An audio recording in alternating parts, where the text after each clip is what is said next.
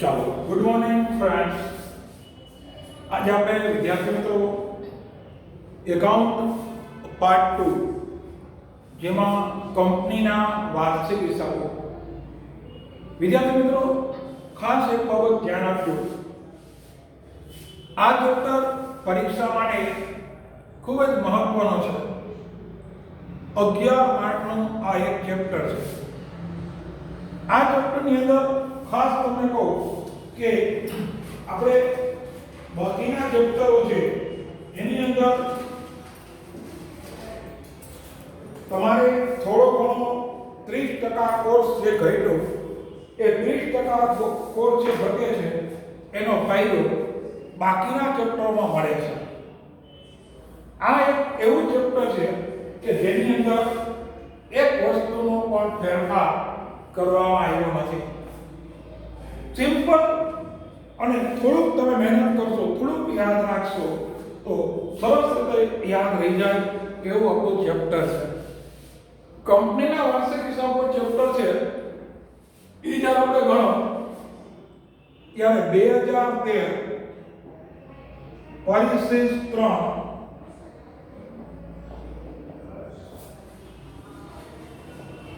નમૂનાનો પાકું સર્વે. આ આપણા માટે સૌથી મહત્વનું છે. 2013 પરિશિષ્ટ 3 મુજબ પાકું સર્વૈયું, જે આપણે ઊભા સ્વરૂપનું પાકું સર્વૈયું છે.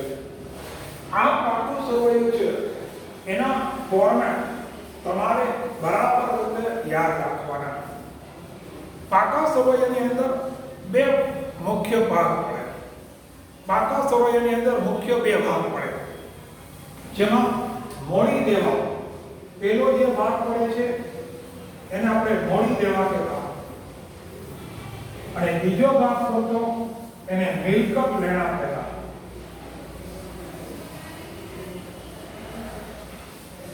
જ્યારે કંપનીના વાર્ષિક હિસાબો છે, કંપનીના હિસાબો છે, આ હિસાબોમાં પાકું સર્વૈયું છે એ પાકા સર્વૈયાના અંક તો બે છે. આની જેમ મોડી દેવા રકમ, મિલકત લેણા રકમ. પણ કંપનીના વાર્ષિક હિસાબોમાં જે પાકું સર્વૈયું છે એ ઊભા સ્વરૂપનું છે.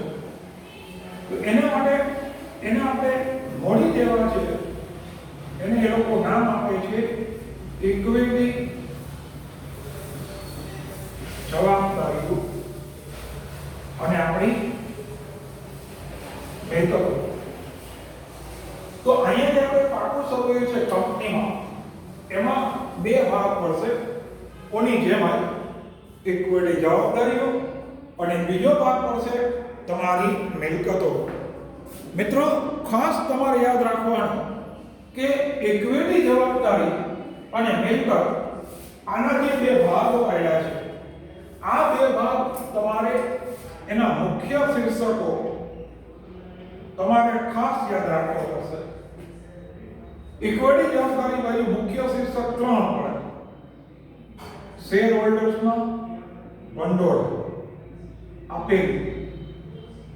બીજું મુખ્ય શીર્ષક બિનચાલુ જવાબદારી અને ત્રીજું મુખ્ય શીર્ષક ચાલુ જવાબદારી. તો ઇક્વિટી જવાબદારી બાજુ છે એ એના મુખ્ય શીર્ષક 3 શેર હોલ્ડરના ભંડોળ, જેમાં બે પેટા શીર્ષક શેર હોલ્ડરના ભંડોળના પેટા શીર્ષક 2, એમાં શેર મૂડી અને બી અનામત પ્રભાવો.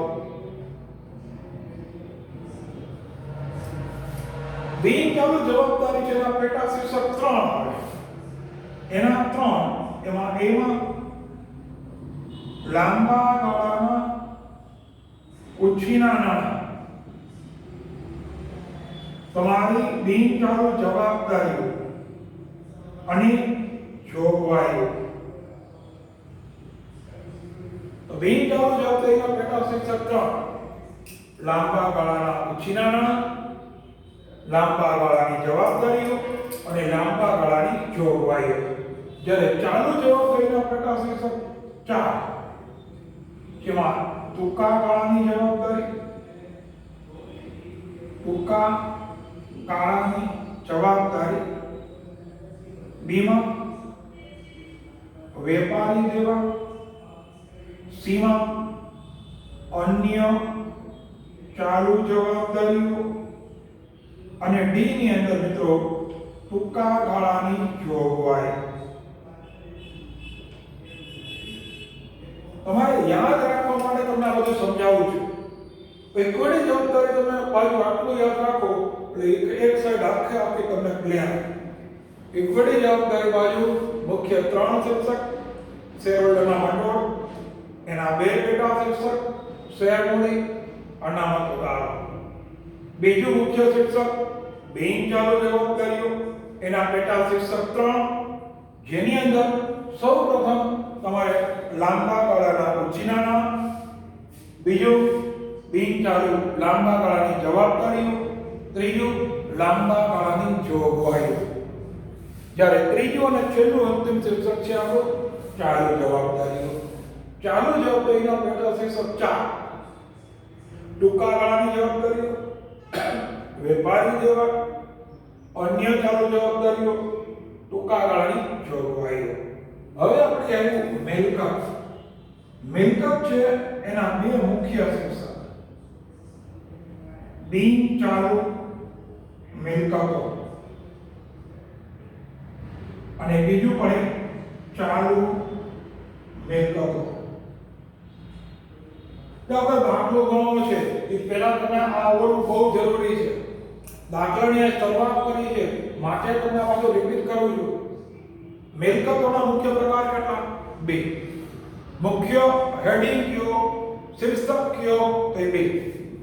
જેમાં પહેલું બિનચાલુ મિલકત, બીજું ચાલુ મિલકત. બિનચાલુ મિલકત છે એના પેટા શીર્ષક 4 પડે છે. એ કાયમી મિલકત, એમાં પાછું દ્રશ્ય હોઈ શકે, અદ્રશ્ય. બિનચાલુ મિલકતના પેટા શીર્ષક 4 કાયમી મિલકત, દ્રશ્ય, અદ્રશ્ય. નંબર 2 બિનચાલુ રોકાણ. બિનચાલુ રોકાણ. બિનચાલુ રોકાણ એટલે શું મિત્રો? જે જગ્યાએ તમારું રોકાણ 1 કરતાં વધુ વર્ષ માટે તમે કોઈ જગ્યાએ પૈસાનું રોકાણ કરો તો એને બિનચાલુ રોકાણ તરીકે ઓળખવામાં આવે.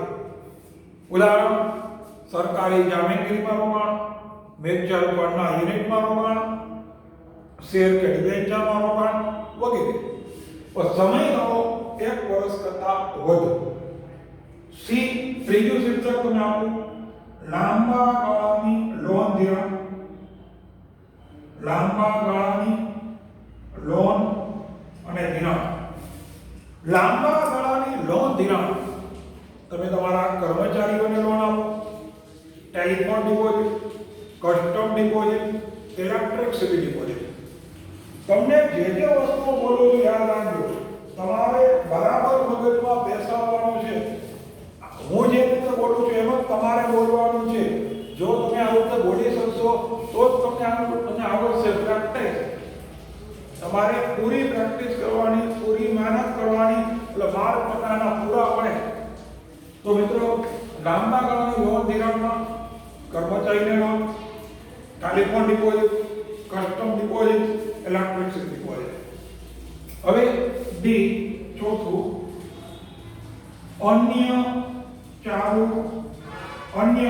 બિનચાલુ મિલકત. અન્ય બિનચાલુ મિલકતો. અન્ય બિનચાલુ મિલકતો એમાં આપણે અવાસ્તવિક મિલકત આવે. માંડી વાળે ડિબેન્ચર, સંશોધન વિકાસ ખર્ચ, તમારે જાહેરાત ઝુંબેશ ખર્ચ. તો આ બધી જે મિલકત છે ને એ અવાસ્તવિક મિલકત કહેવાય.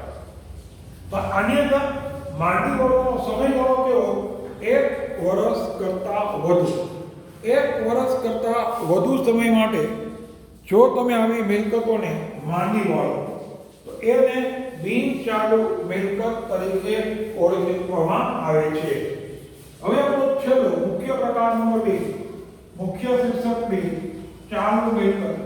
એમાં 6 પેટા પ્રકાર છે. એમાં પેલા ચાલુ રોકાણ,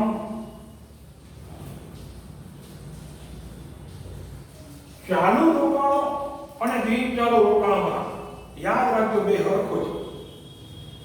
ચાલુ રોકાણો અને બિનચાલુ રોકાણો બેમાં વસ્તુ એક સરખી, માત્ર ડિફરન્સ બિનચાલુ રોકાણમાં સમયગાળો 1 વર્ષ કરતાં વધુ, જ્યારે ચાલુ રોકાણમાં સમયગાળો 1 વર્ષ કરતાં ઓછો.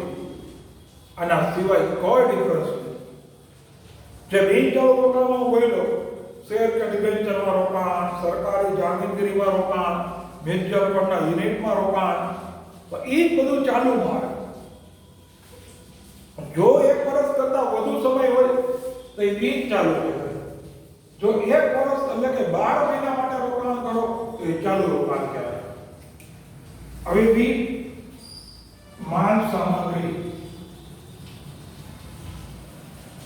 માલ સામગ્રી કોને કહેવાય? માલ સામગ્રી આખર માલ, સ્ટોક, કાચો માલ, અર્ધ તૈયાર માલ, માર્ગસ્થ માલ.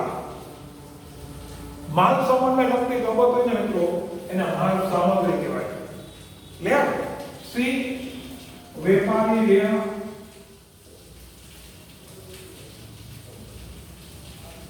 વેપારી લેણા. તમારે કોઈ પાસે પૈસા લેવાના બાકી હોય, દેવાદાર, લેણી મૂડી. તો માત્ર દેવાદાર અને લેણી મૂડી આ બે આપણે વેપારી લેણા તરીકે દર્શાવી શકાય. તો અહીંયા વેપારી લેણા પછી ડી રોકડ અને રોકડ સમકક્ષ. રોકડ અને રોકડ સમકક્ષ. તમારી પાસે રોકડ શિલક હોય, બેંક શિલક હોય, હાથ પર ચેક, ડ્રાફ્ટ, આ બધું મિત્રો રોકડ અને રોકડ સમકક્ષ આવે. પછી ડી પછી ઈ ટૂંકા ગાળાની લોન ધિરાણ. ટૂંકા ગાળાની લોન ધિરાણ. તમે કોઈને ઓછીના પૈસા આપો, કોઈને ઓછીના પૈસા આપો, વેપારીને આપણે એડવાન્સ 12 મહિના એટલે કે 1 વર્ષની અંદર પડે તો એ ટૂંકા ગાળાની લોન ધિરાણ આવે. ધિરાણ કરવું એટલે પૈસા ઓછીના આપવા. ટૂંકા ગાળા એટલે 1 વર્ષ માટે, વધુમાં વધુ 12 મહિના. અને એ પછી ચાલુ અન્ય ચાલુ મિલકત. અન્ય ચાલુ મિલકત. અન્ય ચાલુ મિલકત કોને કહેવાય? જે મિલકત ધંધાકીય એકમની અંદર 1 જ વર્ષ માટે હોય, જે મિલકતનું 1 વર્ષની અંદર ઝડપથી રોકડમાં રૂપાંતર કરી આપવામાં આવતું હોય તો આવી મિલકતને અન્ય ચાલુ મિલકત તરીકે દર્શાવવામાં આવે છે.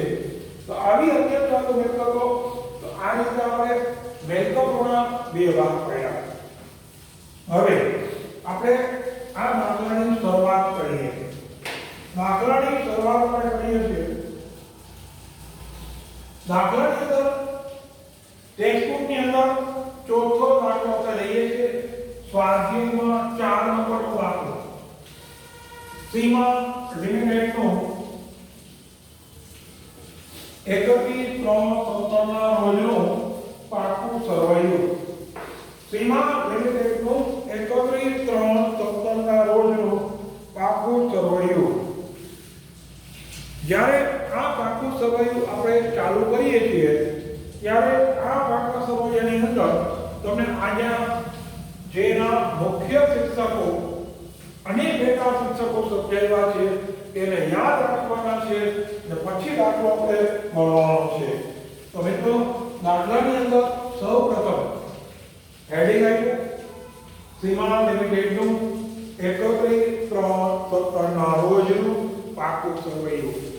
તમારે કોની ગણતરી આપવાની છે? માત્ર મિલકતોની.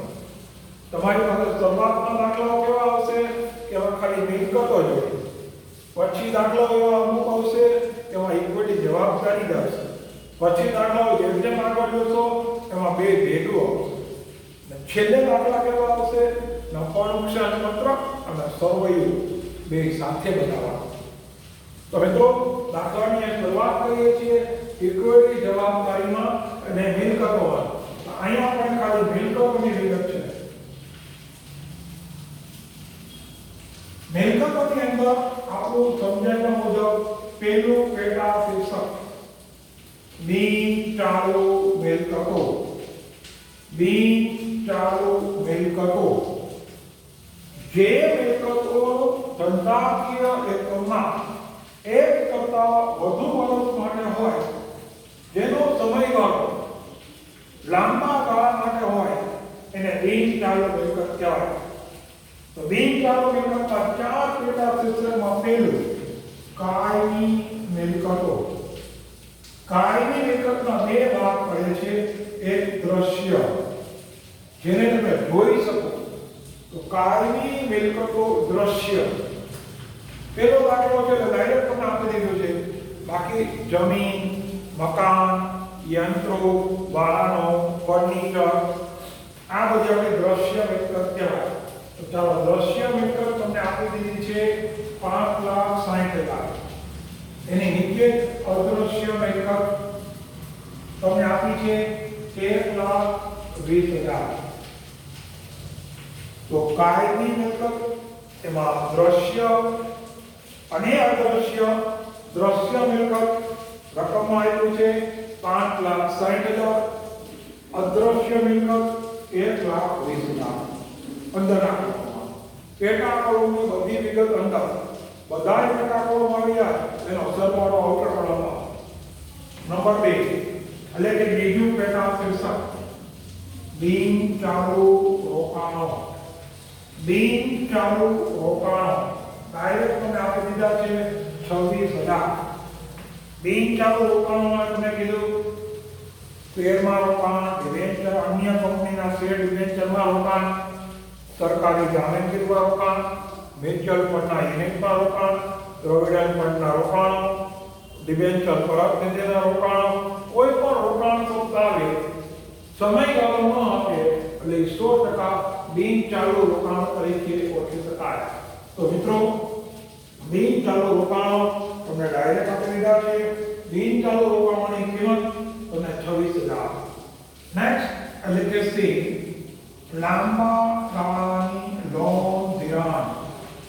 લાંબા ગાળાની લોન ધિરાણ 22,000. આની અંદર શું કર્મચારીને આપે loan, telephone deposit, custom deposit, electricity deposit, તમારી તમામ પ્રકારની 3 ડિપોઝિટ અને કર્મચારીને ધિરાણ લોન. તો આ મિત્રો આપણે આવી શકે તમારે લાંબા ગાળાની લોન ધિરાણ. અને ડી છેલ્લું અન્ય બિનચાલુ મિલકતો. તમારા ધંધાકીય એકમમાં અન્ય બિનચાલુ મિલકતો 18,000. આપણી અવાસ્તવિક મિલકત ડિબેન્ચર ઉઠાવ, જાહેરાત ઝુંબેશ ખર્ચ, સંશોધન વિકાસ ખર્ચ.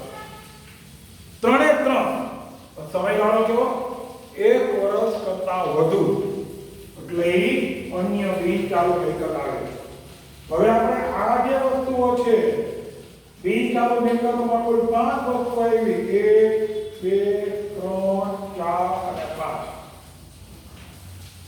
આ પાંચેયનો સરવાળો તમારે બહારના કોલમમાં કરવાનો.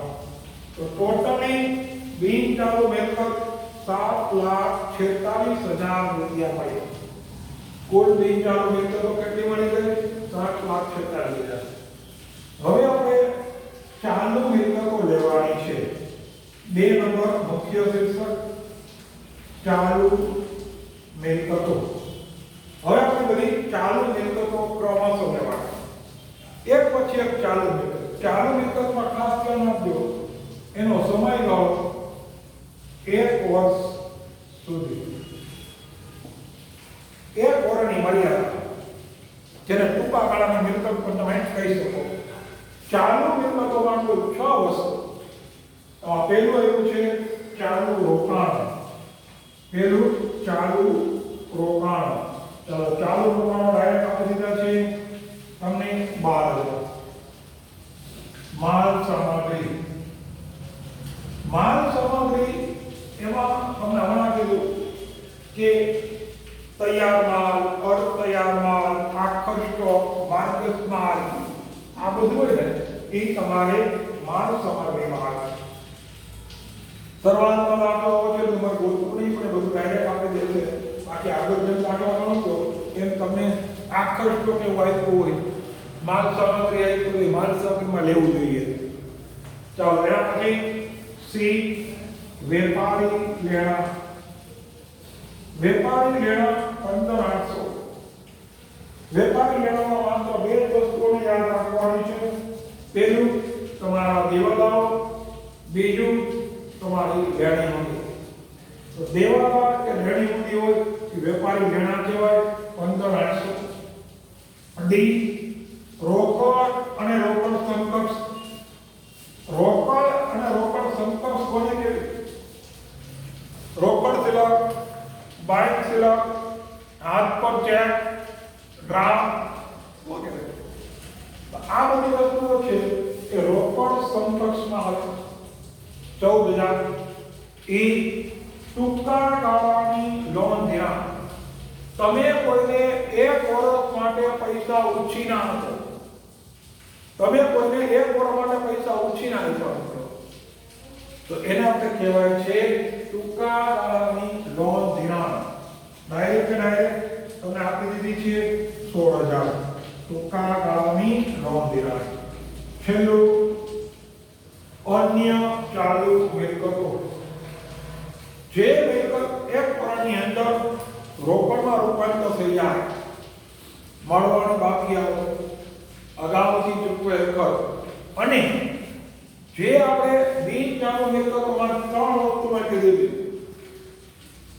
જાહેરાત ઝુંબેશ ખર્ચ, સંશોધન વિકાસ ખર્ચ, માંડી વડે ડિબેન્ચર વટાવ. એ ત્રણે અહીંયા આવશે. સમયગાળો કેવો? 1 વર્ષની અંદર. 1 વર્ષની અંદર માંડી વાળો તો એ ચાલુ મિલકત કહેવાય.